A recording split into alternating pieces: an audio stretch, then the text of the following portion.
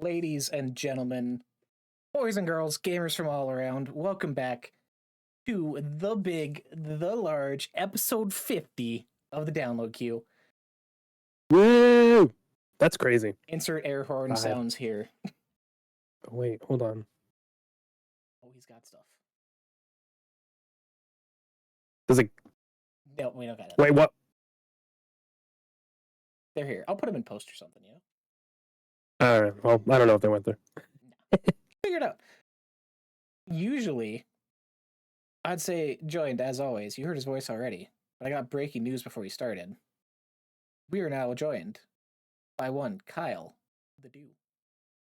I was like, who's the other person? The way you did that, like, you fooled me. Yes. Yeah, changing up the hashtag, not the hashtag, the branding. Yeah, gonna go away from Kyle the Fish 30 again. I had to have that number attached to it, anyways, to have consistency across the different accounts. Tried out Kyle the Dew, and it accepted it everywhere without a number necessary. So, yep, I'm the Dew, and anyway, it's my last name, Dewhurst, so it makes sense. And wink, wink, Mountain Dew, wink. We have mentioned Baja Blast here before. We love a good Baja Blast. Drink appropriately. And Mike's, not Mike's Harder, a Mountain Dew. They have the alcohol one too. I forget, I don't know what it's called. They haven't sent me one, so. We're episode 50, and now the New Year's coming. We're shooting big. We're gonna get sponsored by Mountain Dew. We're getting something. I got goals for next year, my guy, and we're gonna make them work somehow, one way or another. Hell yeah. I'm happy that you're able to do the last name tie in there, because if I did that, I would be unmonetized more than I already am. Terrible last names. Screw you over, my friend. If I did that, it would be Kyle the Dick, and it's not okay. Holidays. That's funny. I'm not a dick. No. No, we all are at times, right? Come on, let's be honest. It happens. What are we talking about? We're talking names. We're rebranding, going into the new year. I know. It's exciting, but we got to finish up this year. We do. 2024. We got awards to give out, kind of going through our top games of the year. We kind of got some top 10s. We got some specific categories, whatever. And probably looking ahead a little bit, 2025, or shooting for what we're excited for, what we hope to accomplish in the new year, as we are, 2 days away from the 31st? Time went by crazy. We're right. It's crazy. Absolutely crazy.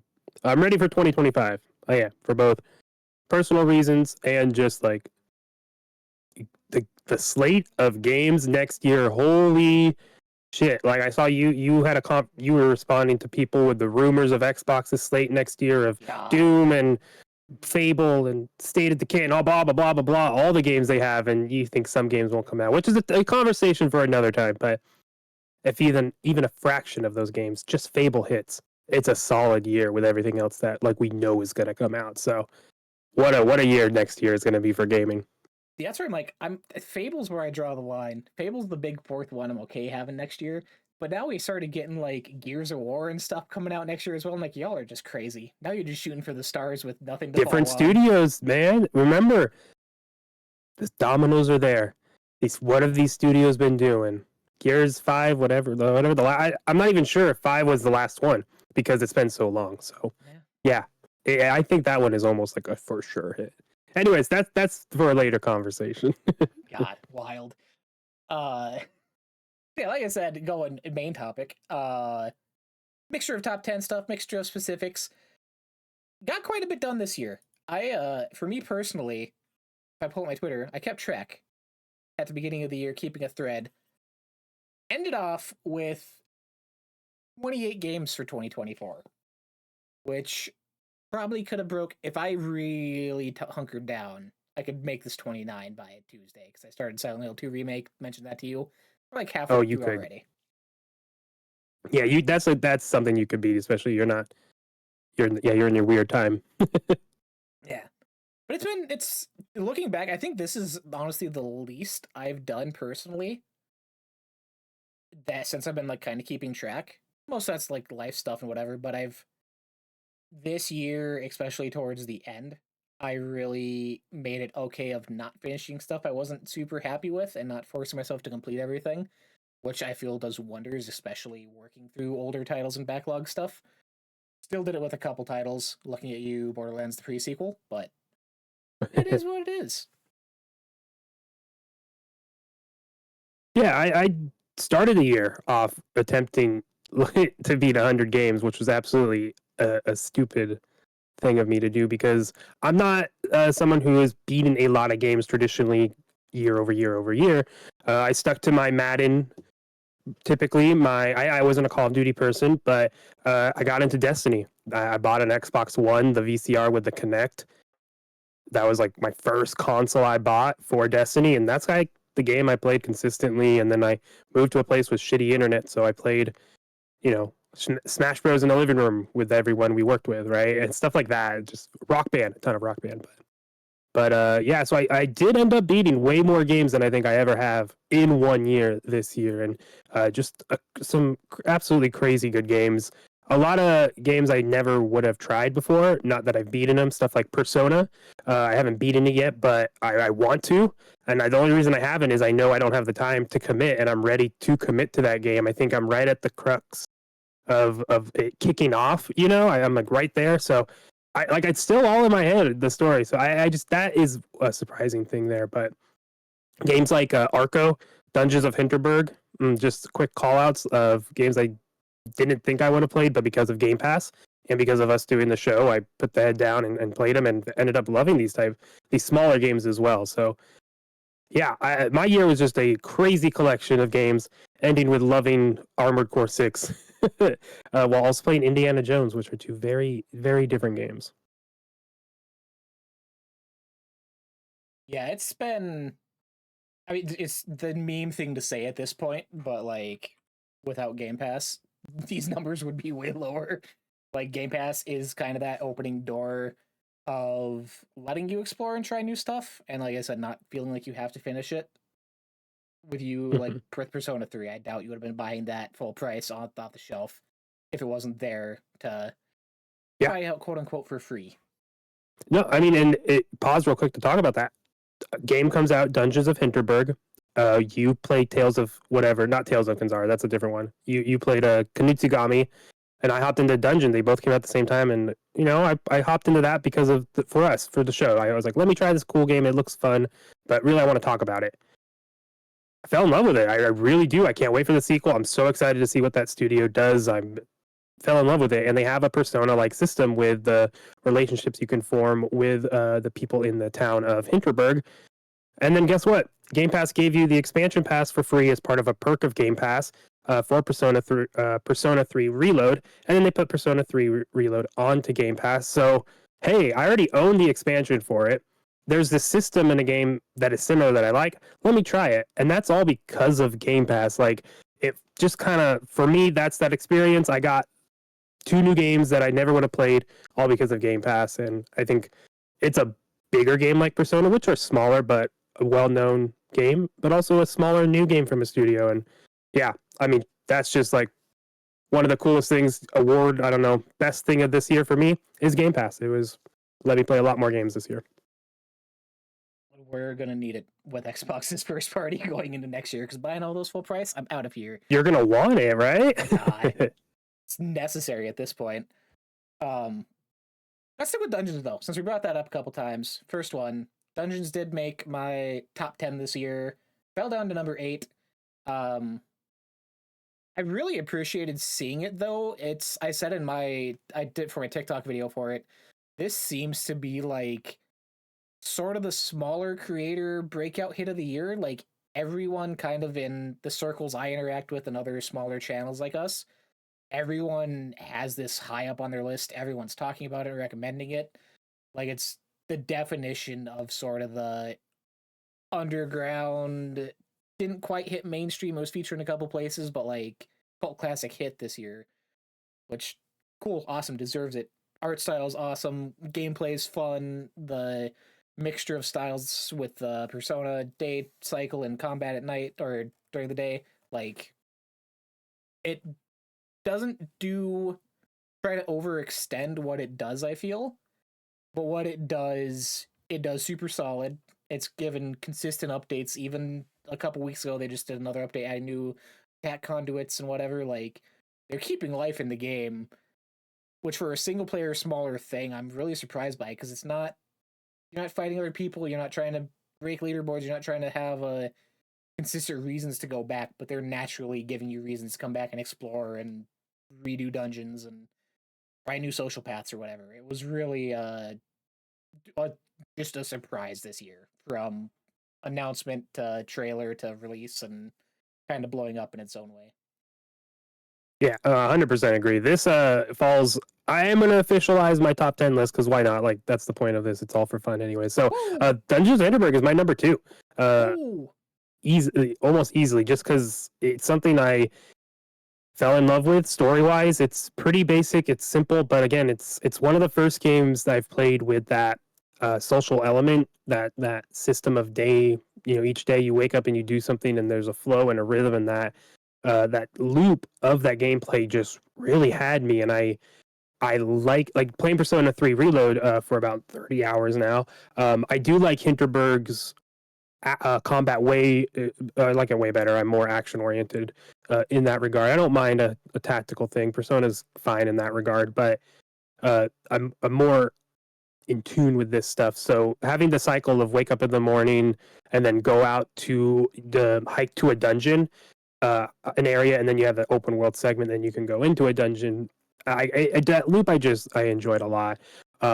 It was incredibly relaxing too. The vibes are immaculate in that game. The aesthetic with the art design, the music, all of that just worked together so well to create a relaxing, charming game. And just like the character is on vacation, getting away from the hustle and bustle of her life, you're kind of doing that, and then you're in the middle of a dungeon and you're fighting enemies. But it's just such a fun, beautiful game, and I can't wait to see what the studio does next. They've hinted at the end, there's done other places with dungeons. Perhaps they showed the main character Luisa still having her powers with her. So I hope. I mean, I expect to be dungeons of whatever location they go to next, and I'm excited to see what they do, because not only was the combat good enough, I don't think it was anything crazy exceptional, but it was good enough where I felt it varied itself between each region and served its purpose well. But I'm excited to see what they do with that, and also the puzzles. I thought the puzzles in each region of that game were really good, and they were different. They kind of got MC Escher like for one zone and stuff like that. So I liked how they built upon it, and I'm looking forward to what the studio does next. Yay, Dungeons of Hinterberg. Yay. Next one I'll shout out, because it's probably on your list, and it's the most recent. Kind of work backwards in the year here for me. I miscounted. The Hinterberg was my number 7. My number 8, though, high up, was Veilguard. Your number what? Number 8 was Veilguard. Oh, that's where I had it as well. Is it? Damn, I was expecting that to be way up for you. Nah, man. I want to hear you. I just rambled about dungeons, so go ahead with Veilguard. Yeah, no, for the most part, like I said, this was the most recent big release that we've both done and talked about super recently, so I don't want to spend a ton of time. Just reiterating again, it's kind of like Dungeons. What it does good, it nails, but it's not trying to overextend its reach. It's not trying to be the next Baldur's Gate. It's not trying to be Dragon Age Origins of the past. Like, this is kind of a new setting for Veilguard. Which hinders in some places. Combat, I know for you specifically with your warrior build, had a lot more fun. With my mage build, it ended up just being a repetitive on loop kind of 4 or 3 button combo, waiting for spells to regroup, which really took me out of it, especially with how large of damage sponges some of the bosses got to be, and you were spending I probably spent 8-10 minutes on some bosses legitimately just slowly chunking away as I went down. Like I said, when I played through, the story didn't really grab me a ton outside of the people I was focused on as far as relationships go in my initial party. The rest of it I was skipping through because I didn't really have a reason to stick around for it. But pretty game. I'm happy I played it. Like, I'm happy I was there day one with this. It, from the trailers, did enough to gain our interest both jump into it, you for the first time, and it's just solid experience. The way I'm explaining it is probably the most solid 5 of all time. I wouldn't recommend, would not recommend. Like, it just had a couple issues, technical hiccups and stuff that pushed it down further for me to number 8. Oh yeah, because you had some crashes too on playing on PS5, right? And I didn't Two experience any of crashes that. and a dragon boss that just like froze my console. Yeah, see, I none of that, so that's unfortunate. And that's really I hadn't heard any other people have technical issues, so That's been me who this knows? year though. Yeah.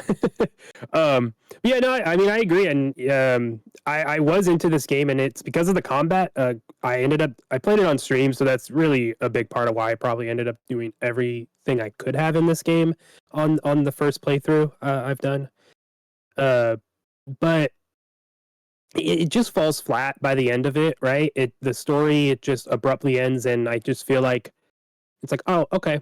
I haven't played I haven't done another playthrough. I haven't looked at different endings outside of what we've talked about, but it just felt. I said in my review, my channel that I posted, that it feels like a Mad Lib where no matter what, like you can change the context, the people, the players, the adverbs, and whatnot, but no matter what, you're still kind of getting the same story, and you'll get a different ending, sure, but like you still got to get to that boss, right? Like that getting to that final boss isn't going to dramatically change except the context of who's there and whatnot. So like, I don't know and I haven't played other ones, so maybe that's not fair to say. So I don't know the different endings, but that's just kind of how it feels. It fell flat, and I think that's why it kind of drops on the list. But again, the combat for me, I did enjoy. I think it was someone posted on Twitter or Threads, saying it's kind of like they were going from Baldur's Gate 3 to Veilguard, and they're like, with Baldur's Gate, you have to think about combat, you have to be tactical. You're like, how do I use this rat to like light this barrel on fire? Like, you could be creative in that way. This is just, hey, go fight something, go just go hit stuff, go shoot the things, go make the particle effects go off. And I get that it was way more action focused than it sounds like Inquisition was, but I think that works, and I think this game was more made with a player like me in mind, someone new to the franchise and someone who haven't played a lot of tactical RPGs, like the Dragon Age lean more heavily into. But hey, I have played action games like God of War, which this game does feel a lot like the most recent God of War 2018. So yeah, good overall experience. If it's on sale or if it ever gets added to a game service, definitely worth a try and playthrough, I think. But yeah, unfortunately, the narrative just doesn't land, so it really knocks it down for me. I'm curious, I wish there was a way to see the reception of Veilguard from the more casual audience too. Tim, who we've had on the show a couple times, my buddy, he started playing it, and he's Baldur's Gate sicko. Like, he's third playthrough, playing it nonstop, absolutely adores it, but loves Veilguard, like, more than both of us. Absolutely adores it. When it's the exact opposite almost, but still is like diving into the story and wants to do all the side stuff with all the side characters. Like, he's totally into that, and it's super caught on to him, which is like the exact opposite of what I've kind of said of like, it's not that deep story, but there's something there, I guess, if it's enough to grab you. I don't know. It's just a weird thing because I'm like, you want the extreme, intense, get me in there, nitty gritty stories, but then you come to this and you're like, I love this just as much. Like, cool, good on you. But yeah, and I feel like for me, like I was into the story, it had me, but I just feel like the conclusion is what ruined it, right? I did all the companion quests, and I did like them. I did enjoy it. Like I had my favorites. Like there's definitely not everyone is perfect. Like I didn't love every single quest line. The writing at time was wonky, but that's kind of it was consistently wonky, right? It wasn't too much or not enough, but like it was just it is what it is, and that was the writing of Veilguard. So it is, what didn't bother me, but overall, yeah, just missed the mark. But hey, still a good game. I know it kind of sounds like we're talking bad about it now, but still number 8 of the year game I played. Just yeah, it fell flat, just like Shattered Space did. Shattered Space on your list? Starfield as a whole is, but that's higher up. So I kind of want us to start going in order. I know we're jumping around, but that's what I was. We both had number 8. You already said you're number 9, I think, right? 8 and 7. Oh, okay. Yeah. With that, I'll jump to my 10 because it's probably not in yours. Game we both played though, and it's one of the first games we both played when we started this last year. I'm breaking the rules because my number 10 is Thirsty Suitors. That came out end of last year. Oh, I was like, how did I break the rules? End of last year, 2023 game. No. I super love this, and I'm not quite sure why, because this, at the end of the day, it shouldn't be a me game, but it's like the peak definition of just goofy, over the top, not taking itself seriously. Just the amount of different gameplay stuff you can do. There's the skateboarding mini games, quote unquote, that you can do to unlock other gear and money, whatever. That's really fun. There's cooking mini games, which you're trying to do. It's kind of tied into the story because you're getting background lore for your character and the family as a whole. But when you're cooking for Jala's dad specifically, he's doing weird, like, goofy noodle dances in the background as you're doing high scores. Just like, it's just literally brimming at the brim with charm and just fun. It's a fun game. It's a bright, colorful game. I put it down. It's at 10, partly because it was 2023 game, whatever. But some of the stuff, combat got to drag out a bit. It has variations with different elements, quote unquote. They name them differently in here, but it gets really drug along about the halfway mark of the game. But it counters that with super fun boss fights that take you to like otherworldly settings, and it becomes almost like an Undertale situation where the combat switches from attacking and fighting and punches and spells to communication and discussion and talking about your character's backstory with whoever you're fighting and what could have been done differently. And it becomes more of a storybook game almost at times. But Thirsty Suitors is cool. I'm excited. They announced their new game this year that's coming out. I think it's under the publishing arm of the Among Us team that they started up. I believe it's under their publishing thing for the next title. So I'll be keeping an eye out for that. Thirsty Suitors was my number 10. Nice. I fell off, or I did not beat this game. We both started. I think I streamed the beginning of it or whatnot. But yeah, I just it didn't connect with me. You like these outlandish, out there games, like Yakuza stuff, and then this. So that's not a bad thing at all. There's just a trend. I'm just saying that. No, it's but yeah, goofy and fun. That's get me hooked with fun stuff. I'm in. I got the 1,000 out of 1,000 on this. Even like I completed it achievement wise. Like I was all in. I love that. Love that for you. Yeah. Well, my number 10 is a game I just recently got into, and that is Armored Core 6. Because, goddamn, this game is crazy cool, crazy fun. I didn't think what I needed out of a From Software game was speed, but yeah. Give me a mech that can slide around and also jump up in the air, and you can jump up above your enemy and then drop down and then slide back under them as they spin around, so they have no idea where you're at, and then you hit them. Yeah, no, there's something in this game that I am really, really into. The story I haven't got deep into at all yet.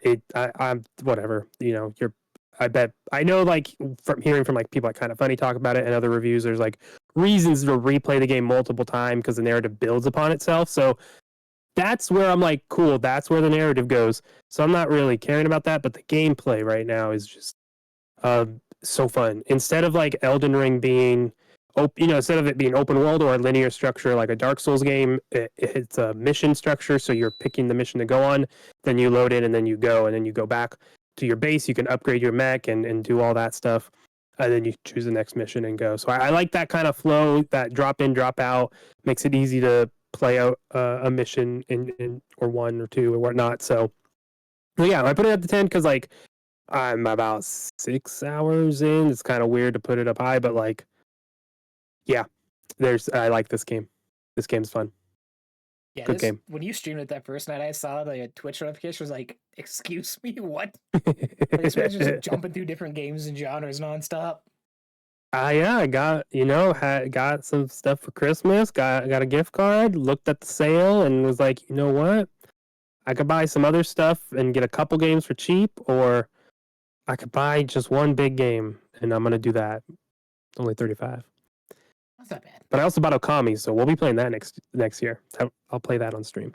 Ooh, That was only $5. I think it's still on sale too. It's only $5. So Okami HD, they're making that sequel. I want to see why everyone is so excited about Okami, but I haven't played it. So yeah, that's my number 10 because it's weird to put a game I haven't dropped too many hours into, but yeah, I'm going to. Your list, do what you want. I know. You can't stop me. Can't stop. Won't stop. What you can stop is my number 9, however, though. R.I.P. X Defiant. That was a perfect segue. God, I wish this game had another chance. I've talked about this a couple times on the show. Super solid shooter. Super awesome, varied class designs and character designs and abilities and skills.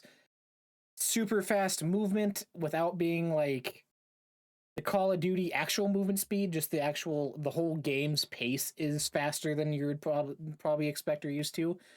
Keeps you always engaged in combat. Keeps you always engaged in objectives.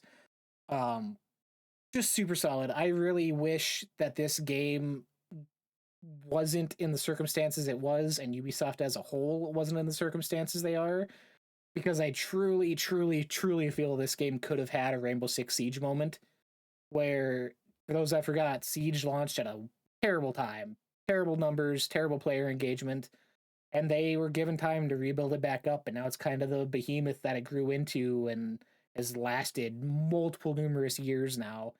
I really feel this could have had a similar lifespan attached to it if given the chance.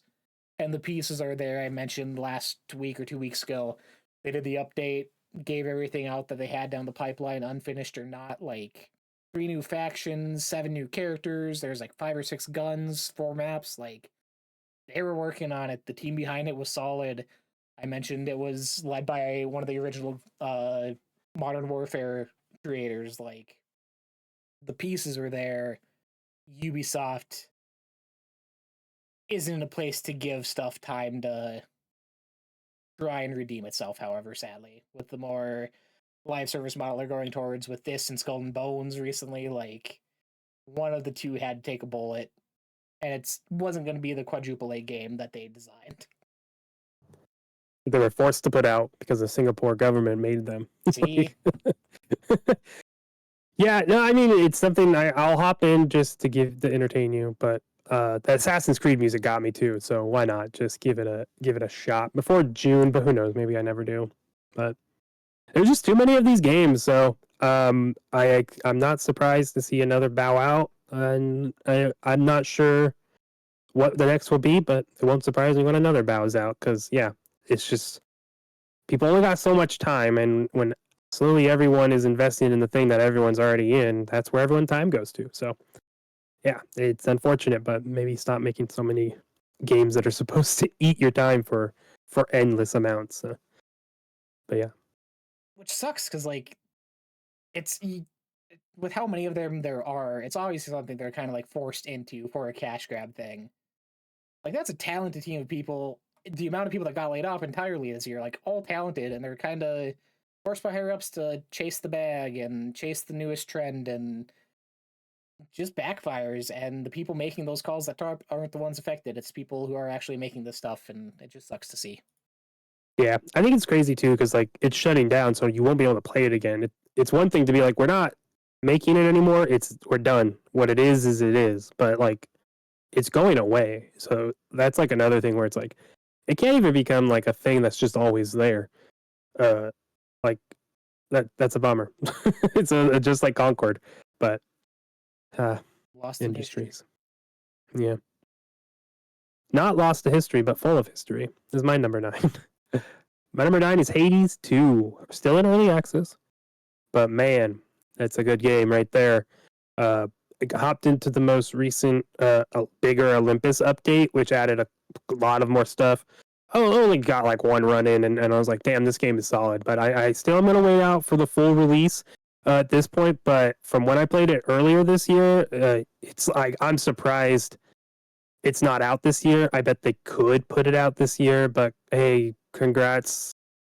It's coming out next year. Don't ruin my fantasy draft, because I bet this could have got me at least some 20 upwards of 20 points if it got reviewed and officially came out. But oh well. But yeah, looking forward to this release. It's more of Hades 2, but it's more of Hades, but in the right way. It expands upon a lot of stuff. I like the character and the difference from what Zagreus, his kit was, but the similarities they have, it's fun. So yeah, this is a early access game, but still, that's my number 9. That's why I put it low, because it's not done yet. That's fair. I'm happy. What you've said about this is all I've gotten of Hades 2 so far this year, the couple times, Mm-hmm. which I'm happy with because I'm excited to jump into the full finished thing next year. Mm-hmm. But now I'm like, with how next year is, I don't know if I'm going to have as much time to put into it as I would want, which sucks. Yeah, that's why I'm happy I did hop in. It's cool because I did it where I bought it right when they first released it to early access, and then tried it, and now I'm not going to touch it until version 1.0. So I think it's cool just to see the difference in such, but it's already such a solid game. It's surprising how solid it felt right away, but hopefully, we'll see it. I would imagine first half of the year for that release. That's what I'd imagine, but we'll see. I don't think you'd want it in fall. No. So. And we already did our 8, both of that being Dragon Age of the Veilguard. Yep. So we are consistent. But then number 7, I don't have a ton to say, so I'm going to go for it. Go ahead, because mine was Dungeons, so we went through that. Oh, yeah, we did. Okay, so mine is Destiny 2. Of course, earlier this year in June, they released the Final Shape expansion, which wrapped up the 10-year saga of the Light and Darkness saga that Destiny started in Destiny 1. And going back, I'm looking through my YouTube and I see the old video and I watched my reaction to some of the stuff, and it's like, dang, I forgot that moment and what it felt like to be fully into Destiny and have that moment arrive, and it hit and it's solid, and the campaign being an A through Z story, and then it opened up into what a typical Destiny, right, live service game was. I like the story being contained in its own story thing, and then you got into the MMO stuff. It's just, yeah, and I liked where they were going. Unfortunately, where this knocks it down lower is the live service stuff and where they're going in the future. I saw Paul Tassi tweet today. He said 2025 is the year we find out if Destiny can survive. And because summer 2025 is the first update Apollo, which is following the new formula that they've already talked about. And I just, I got to see what they're doing to see if it's something I'm going to keep investing in, right? The end this June was such a good place to stop if you're going to jump off for now. And I feel like a lot of Destiny players are feeling that. So they're going to have to win us back and win me back, and we'll see if they do it. But that's 2025. But yeah, for that time, man, they excelled and knocked it out of the park. And at the end of the day, this game is still going on. It was fun. I mean, this got me we jumped in a couple times, got me on it a few times shortly after this came out. And God, I wish Destiny is just, it's the train that left me behind. I remember back when we were doing E3 conferences for PS4, and this was Destiny 1 was announced. I was all in. I was going to be in, I did the beta testing, whatever. This was going to be my ish. I got in that initial test and I just never came back. That was enough to just kick me off. I can see the gameplay loop of where this is going. I can see the type of commitment and hours I'll need to put into this, and it just completely threw me off, sadly. Happy to see it's still going, though. Bungie's obviously one of the bigger developers, and they're need all the support they can right now, coming into, as I said, 2025 with their new setup for this, and maybe Marathon next year. Yeah, now Bungie's in a very interesting spot, which also kind of lends to the wariness of the future of Destiny. But I do think they're committed to it. It's a cash cow. It's a tentpole for the studio. But they also just got bought, and now they're folding more and more and more into Sony Interactive because Bungie was awfully managed, it seems. And some bad stuff went down, and that's so unfortunate and fucked up. So we'll see if the game can survive. But yeah, they excelled. They ended it well with the final shape, and that's why it's number 7 on my list. Yay, Destiny. E. Continuing with my number 6, you mentioned it already for me, thankfully. It's that weird stuff. Nitsugami, Path of the Goddess, made it to number 6. This also would probably take my biggest surprise of the year. I remember at the showcase last June in 2023, they did the first trailer for this. I was in. I was like, I don't know what this is. Looks weird, super colorful, weird demons. Looks awesome. Thought it was going to be, as I usually do with stuff, a Souls-like type thing. And then they did sort of a showcase for just this at the beginning of this year, and they're like, hey, this is actually like a weird tower defense action game, and you're placing units and doing all this stuff, and you're trying to get this priestess from point A to point B. And I was like, that's not at all what I was expecting, and does not sound like something Capcom would be doing in 2024. But it works. It is super flashy, super colorful. You can tell the art style they took from Japanese lore and like their oil paintings. At times when you're fighting, it looks like it could be an oil painting. Like if I was a screenshot person or a game capture person, this is the game I would be in nonstop, taking awesome pictures and stuff. Just super beautiful and vibrant. Combat is okay. You have enough varied charms and abilities you can tie in together, but it really ties in fully when you experiment with the troops you're recruiting, and you have 9 masks you can give them. So you can make an archer, or you can make a spearman, or a sumo wrestler to like pull aggro and bring all the enemies to him instead of the main path. And it becomes like a micromanagement game of what's the best way to place these troops with these ones, or this villager is a tortoise background, so they can only be 4 of the 9 masks. Like, it becomes a weird strategy game that is super solid. It had me coming back to levels trying to get better scores and time trials on stuff to get more unlocks and currency to upgrade my troops. Like, just really unexpected. Had a great time. I'd only recommend if you play this or pick it up, do it in small bursts. Don't do it all in one go because it'll quickly wear off its welcome. I think that's the best way to play. Do a mission a night, do your village, upgrade, build some buildings, get your rewards, come back the next day, do the next spot. Which it's only, I think, like 11 or 12 levels, so it's not a long game at all. So doing it a shorter path, you branch it out a little bit and make it last longer than it should. Nitsugami, number 6. Nice. Oh, I'm not muted. I'm muted. That's funny. Good thing I wasn't like coughing or anything. Yeah, I played this for a little bit, and like when you first played it, you brought up like it's like a balloons tower defense like, and even now bringing up the strategy side of it, like that's I think what could grab me, and it's always like I feel like if I put more time into, possibly I could, and if there's a lull next year, maybe I do, as if there is going to be a lull next year. So there it is. But yeah, beautiful game. We'll say that. But moving on to my number 6, another early access title just on the PC side. We're talking about Manor Lords, brand new, new game, early access. You're just building a little settlement. You're building your manor, and it's medieval. You're making your little town.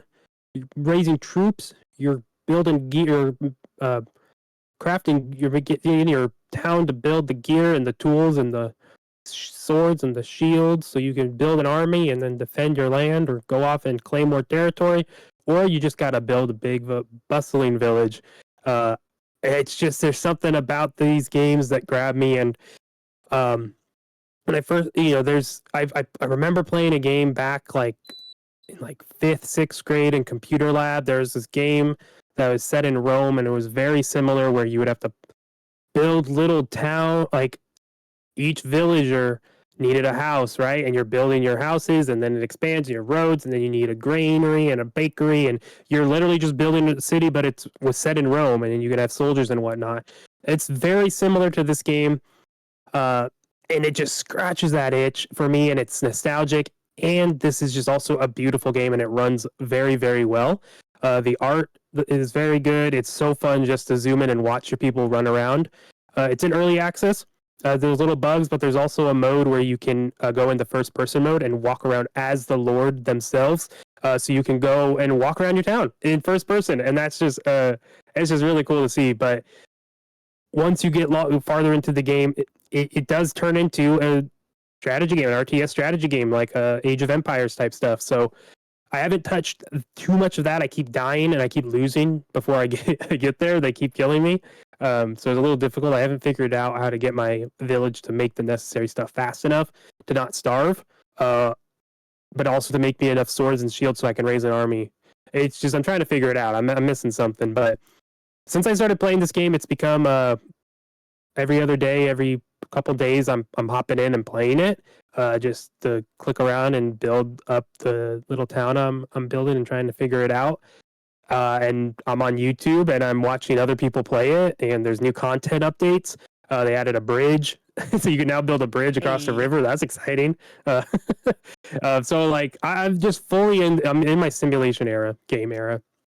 But I just fully fallen in love with this. There's a simple charm, and graphically it is also very, very impressive. So that is Manor Lords, and I'm excited to keep seeing that. Are they, since it is early access, like, is it, I'm sure it's set for 2025, but do they have anything else more on that, or what the launch line looks like once it's out? No, I don't think so. I think there's a lot still like left unchecked in the game, like that says still in development. So a lot of the policies that you can enact are just blank. Some of the development points stuff you can buy is just not there. They're not done yet. But I can still see it being 2025. Ideally, I think that's what you want. It's like, I think version 8 and such. So we'll see. But I don't think they've said anything specifically. Yeah, I don't see anything. So Be keeping an eye on it through the next year. oh, also, let me just say this real quick. I didn't realize this. I'm on their website. Handcrafted by a solo developer. What? Built on Unreal Engine. This is a solo developer using motion capture, photogrammetry, and simulation to do the effects and the stuff. Like, this game is very, very good. It's utilizing a lot of what Unreal Engine 5 or Unreal Engine can do. I don't think it says 5. But yeah, that's impressive. Did not know it was one person. Makes me like even more into it. Yeah, that's wild. Yeah, that's my number 6. Moving on, top 5.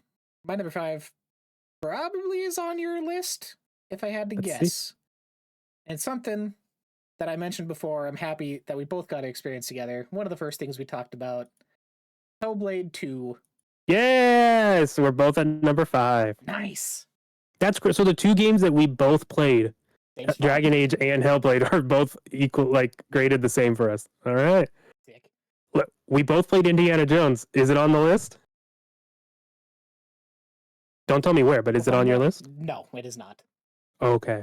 Well, we differ there. If I got more time into it, I feel like it would have been, but I just haven't haven't had enough hours. Okay. Anyways, yeah, Hellblade 2. Hellblade 2. What an experience! And I'm not gonna say game, but what an experience. This I feel should have been higher on a lot of people's lists if it didn't have a mountain task of trying to live up to and be better than Hellblade 1, which was like an indie generational defining thing when it came out. Now I would also say climb over the hype and marketing. That too, yeah. Man, did this all, like the songs, the performances leading us up to the release, I mean, it didn't help at all.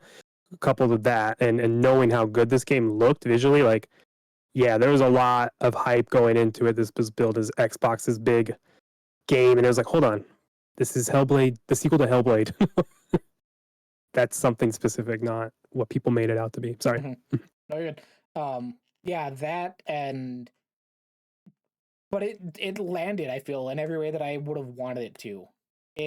I enjoyed this more than the first Hellblade. I remember when I played the first Hellblade, it was a quick run through for trophies, and I didn't really stick around for anything else and care about what was going on. But this one, actually playing through, sitting down at launch time with everyone else, and really putting full attention onto it, playing it the proper way with headphones, like you said, visually stunning. The audio levels are stunning. I remember watching, they did a deep dive documentary just on how they recorded audio with a new type of headphone that's like shaped like a head and takes sound waves in how a human does. Like just wild over the top stuff that really solidifies the whole experience and experiencing what Senny was going through mentally, physically. We talked about in our review how the voices and messaging she receives kind of transitions throughout the game as she grows as a person and thoughts change in their messaging, and it's just an experience. This is still, I've met a couple people who are like, hey, new to Xbox, new to the ecosystem, what should I play? Hellblade is still one of those things I recommend to people just to see it. I recommend it to my dad who does not care about games anymore. Huge audiophile though, like fixes speakers, does subwoofers, does all that. And I was like, you need to find videos of this or have my brother download this on his Xbox, put a pair of headphones on, and just have him play. Like, this is just, it's a ride to sit back and just let it take you away on. You're not going to get super in-depth combat. I like the combat in this one more than before. The one-on-ones I do like more, but just top to bottom, solid all the way around. Absolutely adore. Can't wait for their horror game because I'm sure that'll scare the shit out of me and I will be noping out of there. Yeah, no, there's a lot of horror elements in Hellblade as well, just and especially like body horror and stuff like that. So yeah, that game's gonna look cool and look weird as shit, and it's gonna be fun.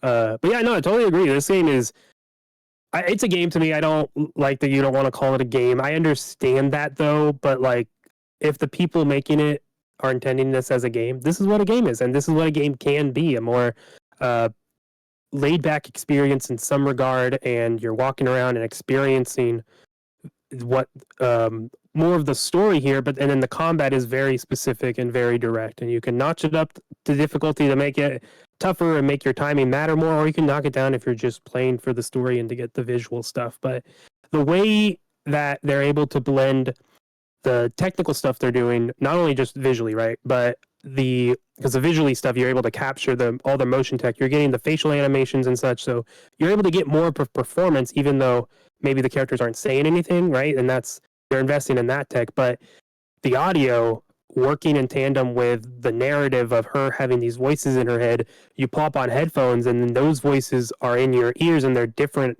They're the same voice, but they're different voices with different opinions in each ear, and they're helping you or they're saying no, like don't do that. And it not only does it tell you what Senua was going through, but it also then influences you what to feel, and how that all blends together just I think is just amazing. And they nail it and they knocked it out of the park. And then the narrative is it is what it is, and it's there, but it is a little more abstracty for sure. But you either get like relate to it or it does something for you or it doesn't, and that's fine. I get why people don't really relate to it. But for me, Senua's story, from one coming to terms with what she deals with, having these voices, and I think it's psychosis, and whatnot, having these things, like learning to, they're a part of her, right? And then Hellblade 2, the story being all how she is using them. They're still there, right? But how that influences others and how she can use it for others, I think, is just so beautiful. And then the ending,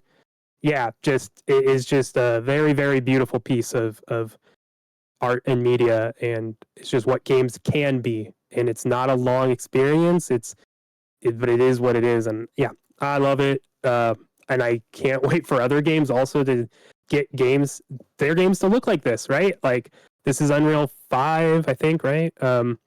So just what other games can get up to this level or close to it? Like, yeah, we're gonna get some great looking games too coming up. Yeah, this, if anything, I think Hellblade to Xbox marketing should be like, this is how not to announce games too early anymore. Because this too was announced the same day the Series X was. And I think that's a COVID thing. I think COVID like delayed it, obviously, and unfortunately we got this long marketing cycle for a game that did not need it. Mm-hmm. That's It's like if it was a shorter, like a year at most, man, that would have been a solid marketing.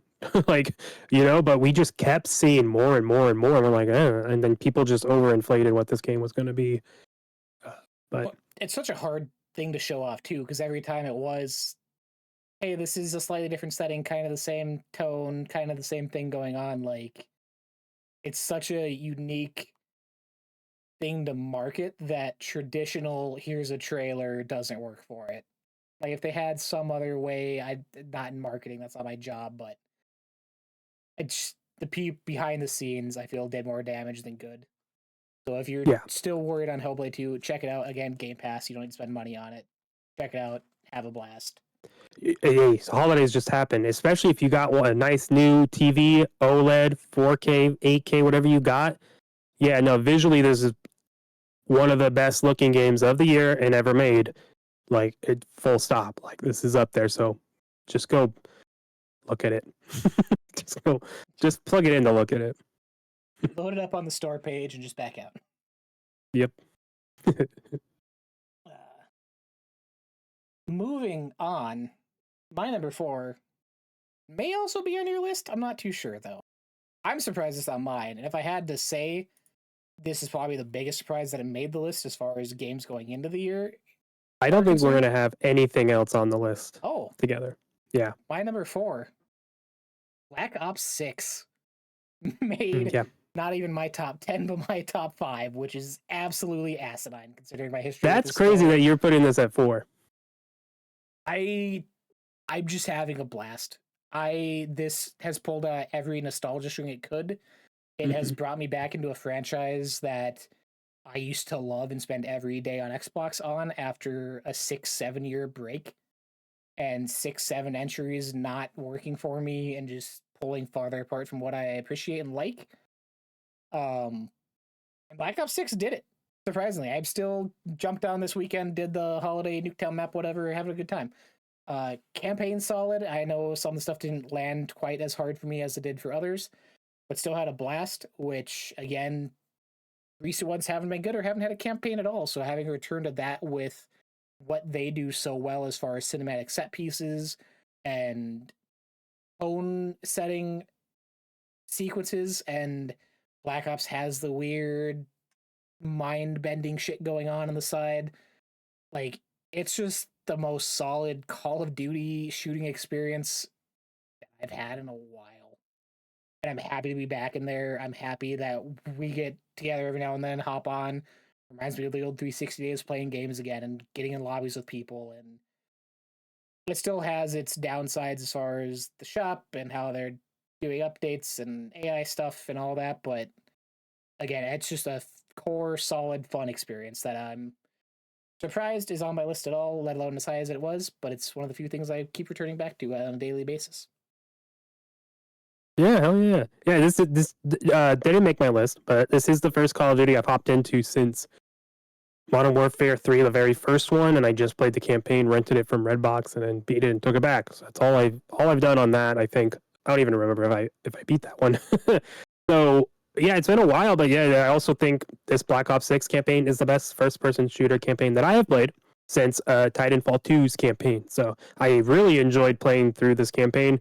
I'm like level 53 prestige 1, so I just haven't played in a while, played other stuff, but I'm almost at prestige 2. I put a lot of time into that multiplayer already. I got 4 weapons on gold camo, so like I'm working through a camo grind. Yeah, so this is a fun game. It's just Call of Duty though, right? It's more of that where like I'm excited to see where they go. Are we going to get this level continuing, or is it going to be more the yearly, oh, they're back to formula now, they're not going to give their teams time? So I'm interested to see, because now this is like, would we say the next Call of Duty is fully like an Xbox game, right? It's still Activision, of course, but like, I think by this point, the next one is like, oh yeah, it's fully under Xbox development. At least more so, right? So I think it's easier to critique. Like if it's bad, it's more like, hey, Xbox, what the fuck, right?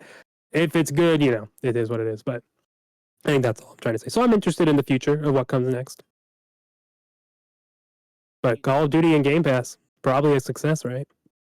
That's again, I wouldn't have got Duty if it wasn't. Like that's how far away from the series I was beforehand. Same. Yeah. Anyways, my number 4, not a surprise, it's on the list, but it is lower because of some weirdness, and that's Starfield. But Starfield, I played a ton in 2024, especially leading into Shattered Space this year. I hop back into it. I recently bought or this week bought credits for the mods, bought some verified content packs, and completely changed how you can play the game. Changed the Actually looks economy, cool. changed how exploring works, and now I have gun gear progression.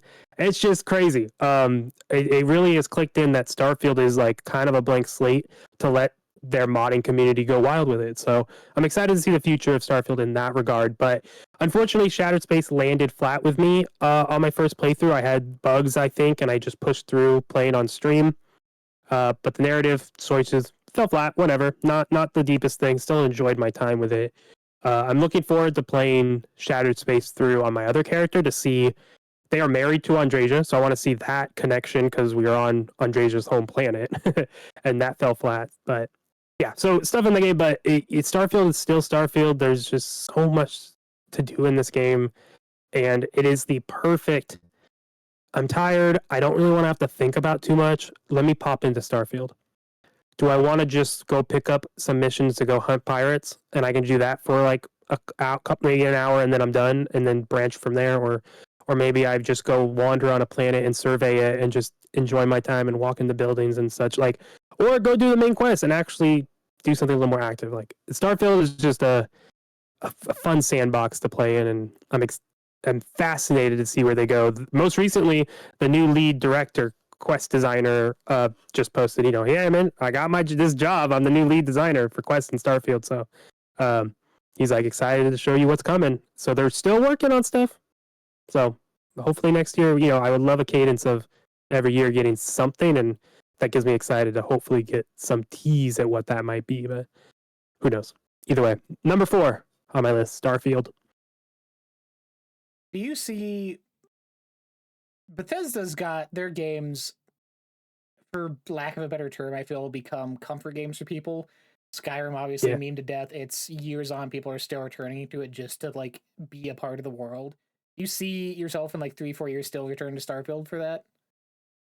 I this week bought mods and I'm back in. Like just like that, I'm back in the world, and I was playing before that, right? I hopped in and was because I was just looking for something to do, but I didn't have to pay attention to that much. I was like, oh, I can just fly around in Starfield. I can go walk around and do stuff, and then I bought mods, and now I'm experiencing something different. So, but yeah, I was already hopped back into it. So yeah, this is definitely something that will.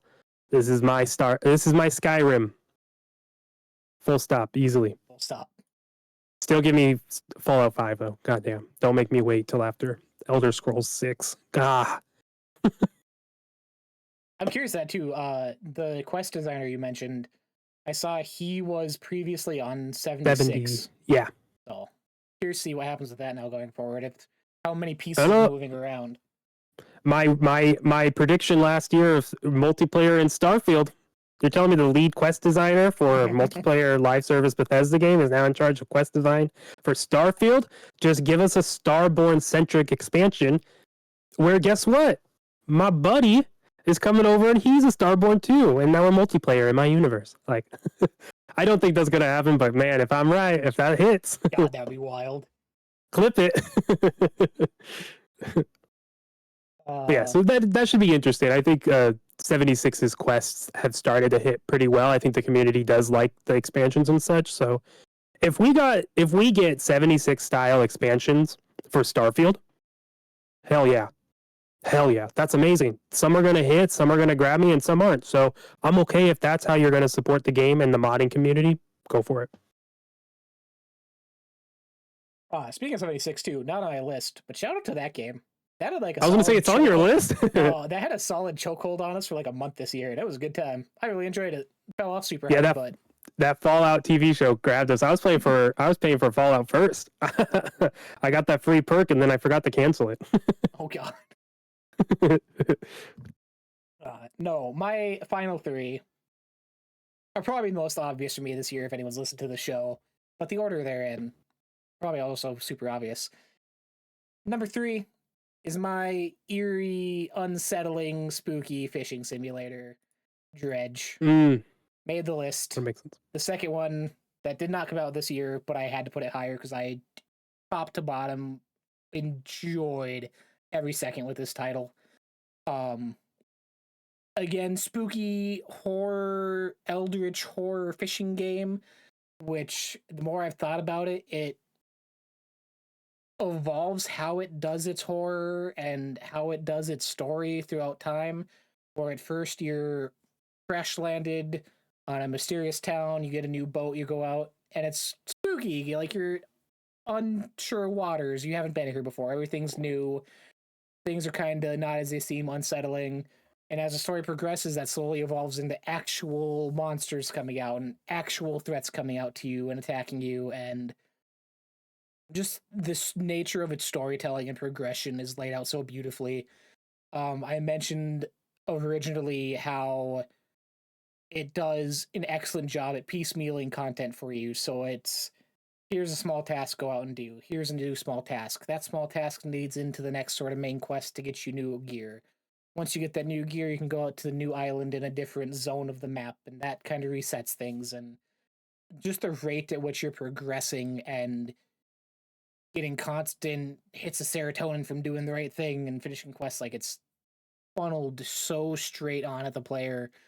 The art style, there's a ton of times I would just park my boat in the ocean and look out at the scenery and other ships floating by, whether they're real or not.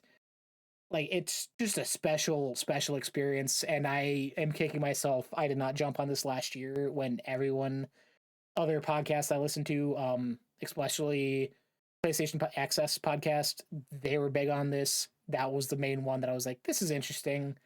Finally got on PS Plus, and I lost what 3-4 weeks to this. Super excited. I still need to find time to jump into the DLC. Movie's coming out sometime. Can't wait.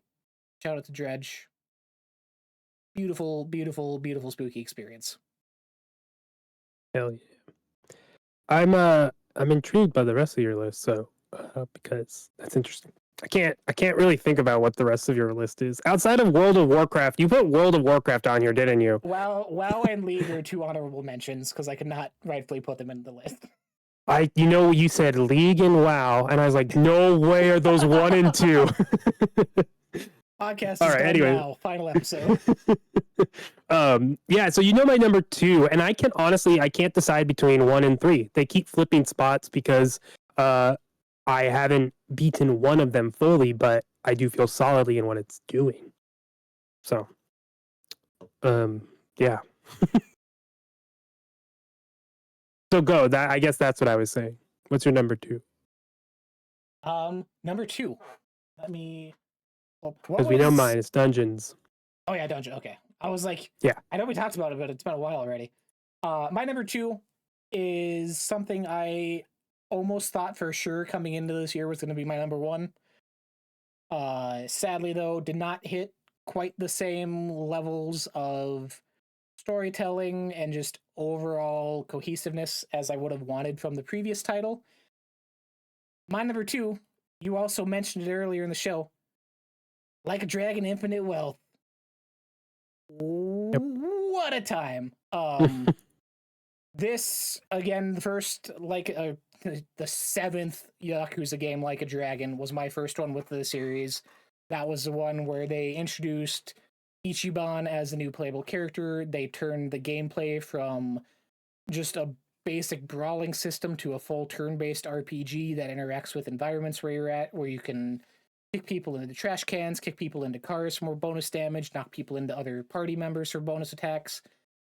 And I think that RPG system is really what grabbed me because it's been a while since I've dug into an RPG and fell in love with the story. I was in tears at times. I was hysterical laughing at times. Like, it has the highest of highs and the lowest of lows as far as storytelling and emotional pulls go. So coming into Infinite Wealth, I was expecting that times 10. And while at times it hits, it feels rushed at times. The story moments don't hit quite as emotionally or impactful as I wish they did. I feel like the story for this could have been spread across 2 games to fully branch out side stories and make the main story mean a little more. Um, but just super awesome. It's the first time the game has or the series has stepped foot outside of Japan. You're in Hawaii for a majority of this experience. You are jumping back and forth between Ichiban and Kazuma, the protagonist from the first 6 games, and it works as a send off to Kazuma. He, after his whole adventure so far, has been diagnosed with cancer, knows he is dying, he is sick, he is ill. Not spoilers, it's in trailers. So it balances saying goodbye to him while fully kind of accepting Ichiban as the new character and the new guy going forward, giving him a solid cast of side characters to work off of. As you said, super goofy, over the top. They're in most of the games, but there is a Yakuza gang who are all grown men who like to dress up in diapers and be taken care of and fed bottles, which they're usually comedic relief. But in this one, they make their way to Hawaii, and you find out, oh, if you get liquid on like the inner lining of diapers, it kind of looks like snow when it falls down. And they use that to help an elderly man's dying wife see her first snowfall before she dies. Like, I'm in tears watching a grown man in a diaper do this on top of a building, and it's just a wild, crazy experience. It sounds like a fever dream. They have a whole Animal Crossing style island city builder minigame that, as soon as I was given it about a quarter of the way through, I spent the next week doing just that. I did not leave that island. I did not return to the main story as everyone was waiting for me. And I got a 5-star island. I got a resort going. I got all the trophies for it. Just had a blast. And it was just so unexpected out of nowhere that, like, oh, here's a side thing. Nah, you're going to put 40 hours in this little side minigame. Super awesome. I said I wish the story hit a little better. Combat's still really good. I didn't feel like I had as much interactions and natural growth and things to bounce off on as far as party members do as I did in the previous game. I was pretty much stuck on one class for each character the whole time and get a kind of experiment as I would have wanted. And RGG is just killing it. We talked last week with the Game Awards. They have 2 games coming out next year, possibly now, and like 3 more announced. The studio is just absolutely wild. Yeah, a lot of it's reused assets as far as buildings and character models go, but the story and music and just the overall experience makes up for in every sense of the word. I love Infinite Wealth. I love Yakuza. I love Kazuga. I love just a great game. Number 2. Yeah, that makes sense. I was thinking as before you said, I was like, oh, I haven't even thought about Infinite Wealth. That's 1 or 2. Okay. Still can't think of your number 1, but I decided between my 1 and 3, Dungeons of Hinterberg being solidly my number 2 game of the year. But I have Indiana Jones coming, Indiana Jones and the Great Circle, rounding out the top 3 here at number 3. Right there, yes. This game is just unequivocally Indiana Jones from like start to finish. I haven't beaten it, but like gameplay wise, when you start and finish that session, it's Indiana Jones. And beyond just the story and everything, I mean, Troy Baker's performance, it goes beyond just like, oh, you're playing a good indie, you're doing a good Harrison Ford. It's like, no, you're capturing mannerisms that are subtle, and like the performance you're giving is so authentically Indiana Jones played by Harrison Ford. It is just crazy, and it's exceptional. And yeah, he's going to be nominated for something. It just, damn, it sucks that this game comes out as the Game Awards are coming out and it has to wait a whole cycle, because it's going to lose some traction. But of course, it does come out for PS5 this year or next year, so that might breathe some more life into it, the DLC coming out as well. But yeah, I just think it is very surprising in the best way how much Machine Games nailed the vibe of Indiana Jones in the movie. And obviously the music is a big part of it, having the guy who did the score, I don't know the name of the person, but I'm pretty sure he's the person who also has done the Star Wars games as well. I was listening to Play Watch Listen and that Austin Wintory was talking about it, so it's something like that. But the guy who's done it has basically made scores for video games based off of the John Williams tracks. So he just knows what he's doing. So it's authentically that vibe because he's done it for so long, essentially. And like, yeah, it definitely helps the vibe. But the choices they make in gameplay, the commitment to first person, I think is good. I don't think the game would hit in the same regard. Also, it's what they know with Wolfenstein first person.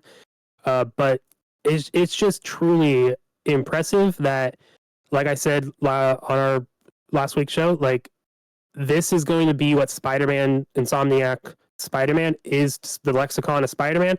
This is what this game is going to be for Indiana Jones as a whole. Like people, once you play this game and you know it, like this is going to be a part of the ethos of Indiana Jones. And the rumor also being, I saw that Disney picked up the phone and said, hell yeah, make more Indiana Jones, please. So obviously without even that rumor being around, they're going to want at least probably a sequel to this because I think it is a very, very big success.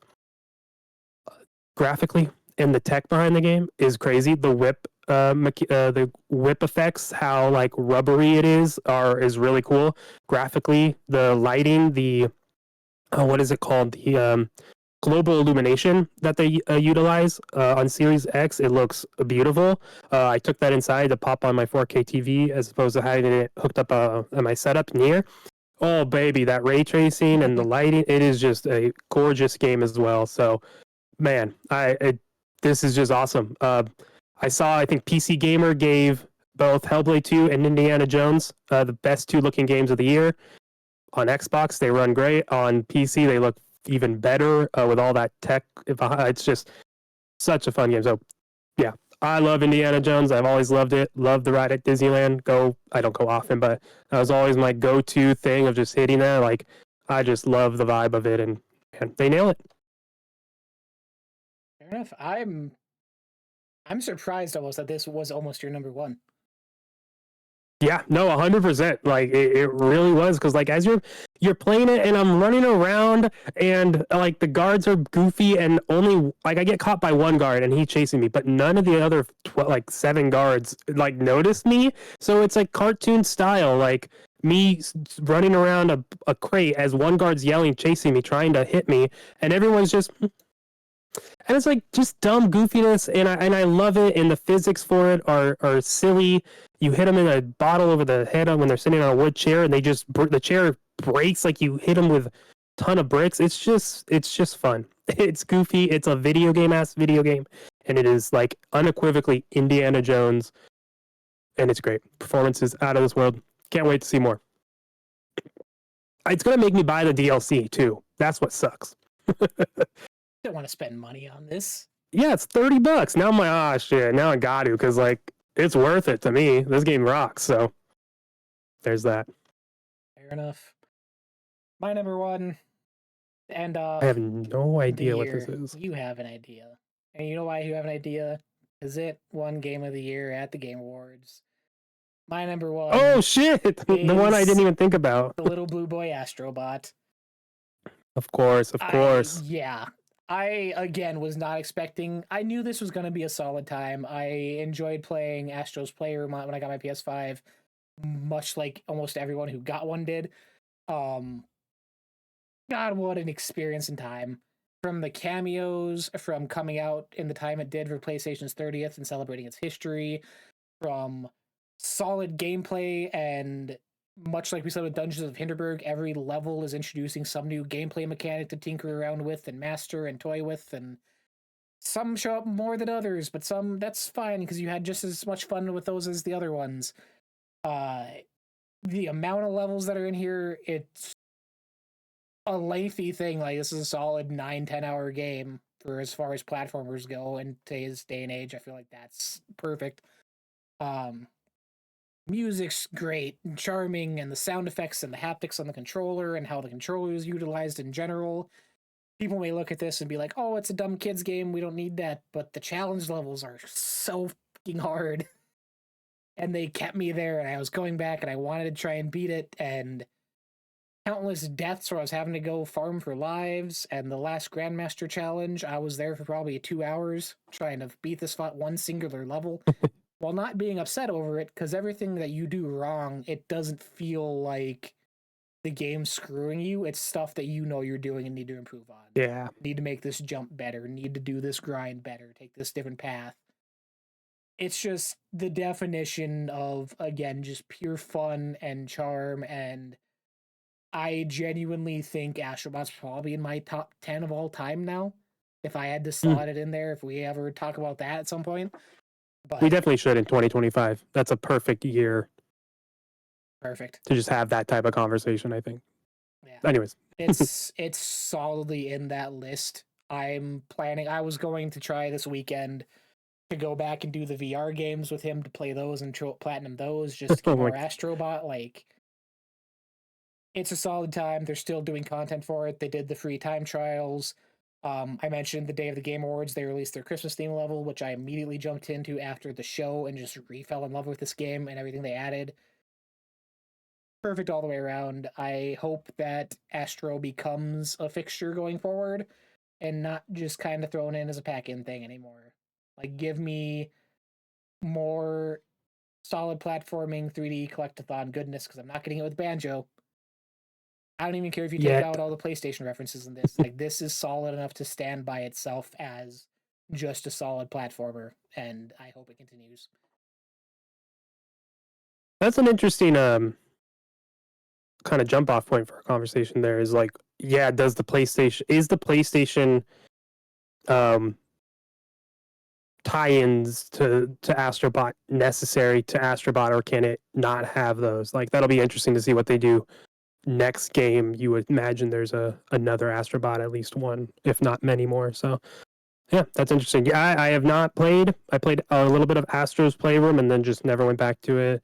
But yeah, like, it's really cool. I could see if my daughter grows up and enjoys video games, this being an easy one to like know to pick up and like her be able to play it accessibly and know at a younger age too. Like, it's some people, you said earlier, people look at it as, oh, it's a kid's game. It's like, no, this is an everyone game. It's not even just like a family game. I think like kids can play this and beat the levels and have fun with it, but then you also can play it and master it and get down to like go to shave seconds and milliseconds off your time and really master it. So like, it's an everyone type of game, and that's what it's for, and I like that. But yeah, I just don't have that tie-in at all to PlayStation.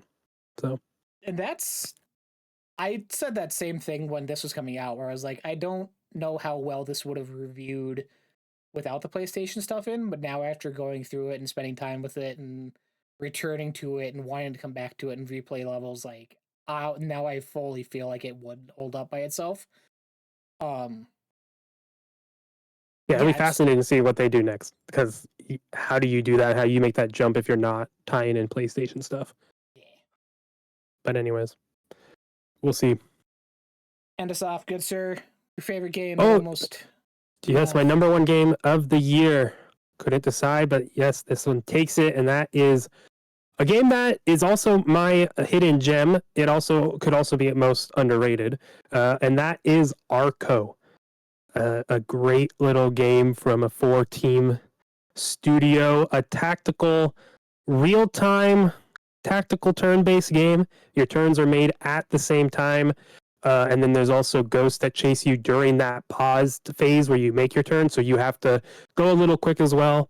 But on top of that gameplay, there is a story. There's 3 story sections that it all kind of deals with like either revenge or like vengeance and whatnot. And the choices you make like affect stuff. There's a lot of scarcity of resources, but you can level up. And this is a game like I've already heard a lot of people who have this on their top 10 as well. Say like this is something that people are going to discover next year and be like, holy shit, how did we not play Arco, or how did we all miss this? This is a very, very solid game, very good story. The music is fantastic. I shout out to the person, Jose Garcia, who makes the game. I know his name, or who is the music guy. I know his name because I play the soundtrack a lot, because my daughter loves it, because I was playing this when she was, I guess, younger, and she heard the music, she dances to it, she perks up whenever some of the more high energy songs comes on, and it's some of the combat music. She loves it.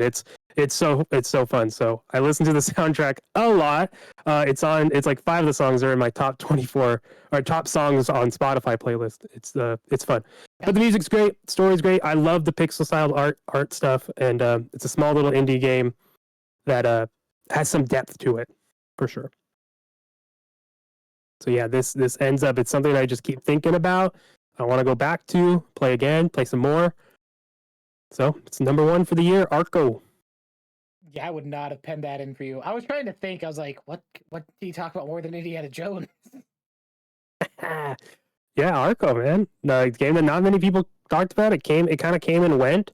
But yeah, this is a fantastic game. Very, very good. Oh, cool. Yeah, again, this going over all these just shows how wild this year was as far as releases and varied releases. What a year. The amount of stuff that I didn't even like talk about that I completed, like so many great things right now. Now is a perfect time to be a gamer in the space, finding out what your ish is, where you kind of belong as far as releases and communities go. Just been a really good time. Can't wait for next year. Yes. It's gonna be like a top 20 list next year.